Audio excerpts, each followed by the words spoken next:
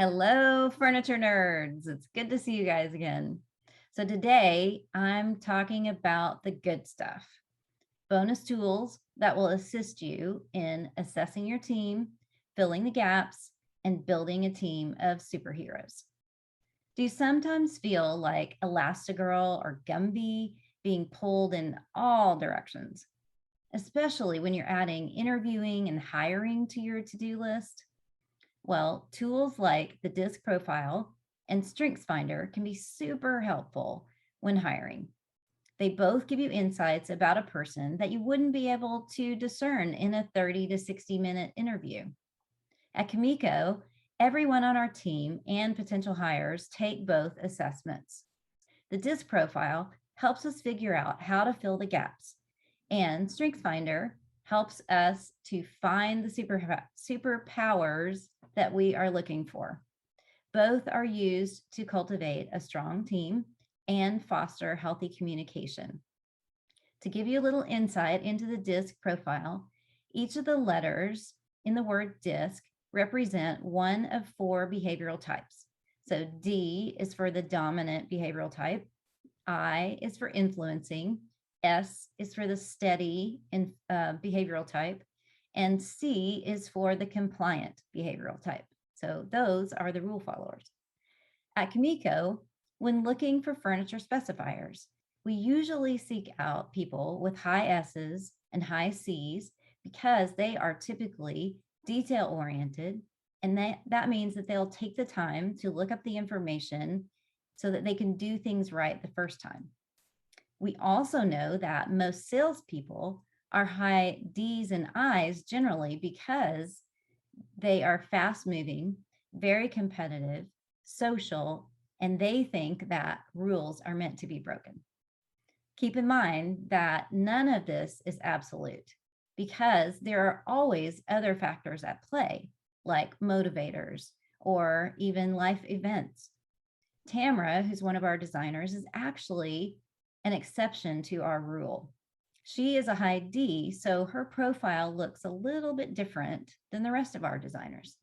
And this was an intentional choice on our part because we were looking for designers who would be willing to take on leadership roles within the company. And that is typically seen in people who are high Ds because they want to be in control.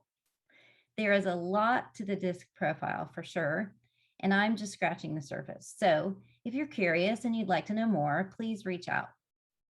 Another tool we use at Kimiko is Clifton Strengths Finder.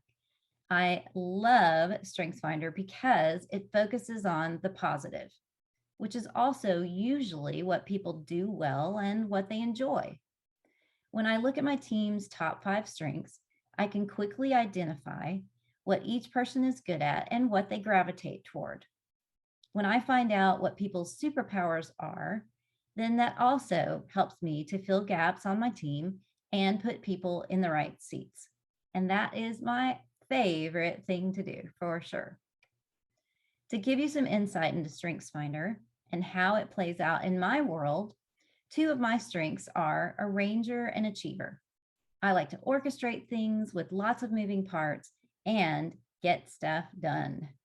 These strengths play out when I pair up designers with different projects or when I design and implement training and development programs for our dealers. Gallup scientists found that people who use their strengths at work are 1, more engaged, and that's a huge benefit for sure. And they are 3 times more likely to report a high quality of life than those who do not. And that is totally a win 3D, something that we are always looking for. Some other tools that are similar but free are Truity, Enneagram, which I'm sure you're familiar with, and the Big 5. Myers-Briggs 16personalities.com has very detailed results showing strengths and weaknesses, friendships, career paths, workplace habits. And so if you don't have a budget, these tools are extremely helpful and absolutely free. I feel like it's way more important to gain the insight about a person in a short amount of time and not so much about what tool you use. When interviewing, it's a good idea to give a CET assessment to measure the level of experience that a designer has. And it doesn't have to be anything elaborate. It could just be drawing a simple workstation. If there are specific things that you're looking for, like how well they can render, then put those things in your assessment. Have the designer complete the evaluation, and then you can review everything together. You'll find out how proficient they are at the software, how well they follow directions, if they're methodical in approach, all kinds of things. It just helps add another level of insight that you can't get from solely talking to someone. So next time, I'll be talking about how to make the dream of a superhero team a reality. Thanks for watching, and I hope you enjoyed learning a little something. Head over to our Bolder, Better, Faster playlist for more team building fun. As always, don't forget to subscribe and comment and let us know what you'd like to learn from us. See you in the next one.